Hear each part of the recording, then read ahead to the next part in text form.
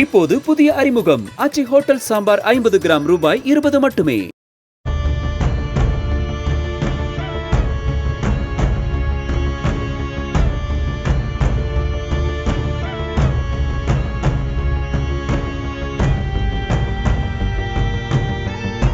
திருச்சி மாவட்டம் மணப்பாறை அடுத்த காவல்காரன்பட்டியை சேர்ந்தவர் 51 வயதான சிவசுப்பிரமணியன்.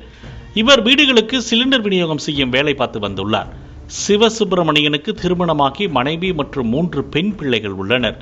கூட்டு குடும்பமாக வசித்து வந்த சிவசுப்பிரமணியன் கடந்த 19ஆம் தேதி அன்று இரவு வீட்டிற்கு வெளியே கயிற்றுக்கட்டலில் உறங்கியுள்ளார். அவரது குடும்பத்தினர் அனைவரும் வீட்டிற்குள் உறங்கியுள்ளனர்.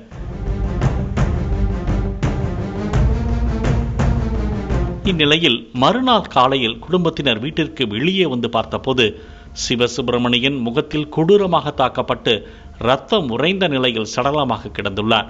இதனை பார்த்த குடும்பத்தினர் கதறி துடித்துள்ளனர். மேலும் இந்த சம்பவத்தால் அப்பகுதியில் பரபரப்பு நிலவியது. தகவல் அறிந்த மணப்பாறை டிஎஸ்பி காவியா மற்றும் புத்தாநத்தம் போலீசார் ஆகியோர் சம்பவ இடத்திற்கு சென்று நேரில் ஆய்வு செய்தனர்.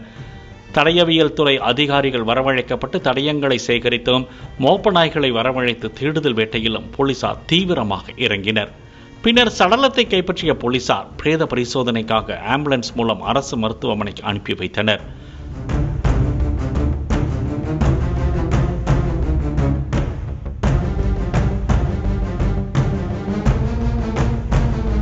குற்றவாளியை பிடிக்க கூடுதல் போலீஸ் சூப்பரிண்டென்ட் கிருஷ்ணன் மேற்பார்வையில் மணப்பாறை போலீஸ் துணை சூப்பரிண்டென்ட் காவியா தலைமையில் தனிப்படை அமைக்கப்பட்டது.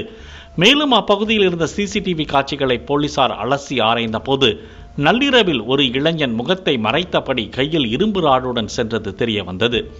யார் அந்த நபர் என போலீசார் விசாரித்த போது அதே பகுதியை சேர்ந்த 25 வயது ராதாகிருஷ்ணன் என்பவரின் உடல் அமைப்போடு அந்த உருவம் பொருந்தியுள்ளது.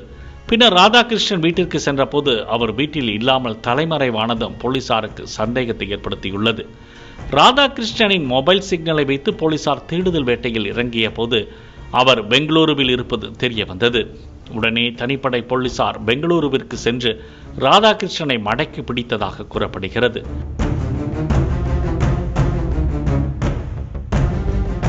பின்னர் அவரிடம் போலீசார் நடத்திய விசாரணையில் பல திடுக்கிடும் தகவல்கள் வெளியானது.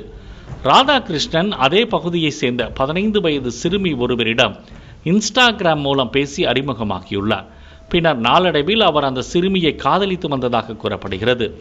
இருவரும் வேறு வேறு சமூகத்தை சேர்ந்தவர்கள் என சொல்லப்படுகிறது. அப்போது ராதாகிருஷ்ணனும் அந்த 15 வயது சிறுமியும் பழகி வந்ததை பார்த்த சிவசுப்பிரமணியன் மாற்று சாதியை சேர்ந்த அவனை காதலித்து வருகிறாயா என சிறுமியையும் ராதாகிருஷ்ணனையும் மிரட்டி எச்சரித்ததாக கூறப்படுகிறது. அது மட்டுமில்லாமல் சிவசுப்பிரமணியன் தனக்கு தெரிந்தவர்களிடமும் காதல் விவகாரம் குறித்து தெரிவித்து வந்ததாகவும் கூறப்படுகிறது. இதன் காரணமாக இருவரும் பழகுவதில் சிக்கல் ஏற்பட்டுள்ளது. இதனால் அந்த 15 வயது சிறுமி ராதாகிருஷ்ணனிடம் சிவசுப்பிரமணியனை தீர்த்து கட்ட சொன்னதாக ராதாகிருஷ்ணன் வாக்குமூலம் அளித்துள்ளார்.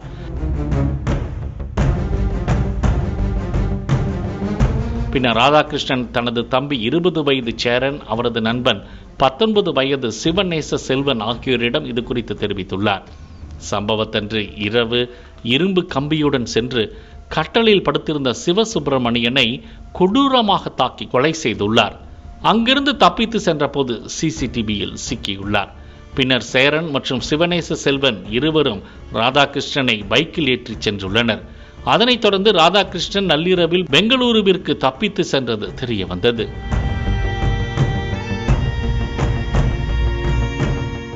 ராதாகிருஷ்ணன் அளித்த வாக்குமூலத்தை வைத்து ராதாகிருஷ்ணன், 15 வயது சிறுமி சேரன் மற்றும் சிவநேச செல்வன் ஆகிய 4 பேரையும் போலீசார் கைது செய்தனர்.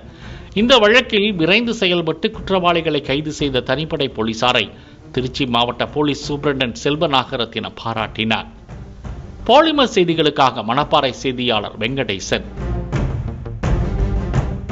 இப்போது புதிய அறிமுகம் ஆச்சி ஹோட்டல் சாம்பார் 50 கிராம் ரூபாய் 20 மட்டுமே. பிளே ஸ்டோர் மற்றும் ஆப் ஸ்டோரில் இருந்து பாலிமர் செயலியை QR கோடு மூலம் பதிவிறக்கம் செய்யுங்கள். செய்திகளை உடனுக்குடன் பெறுங்கள்.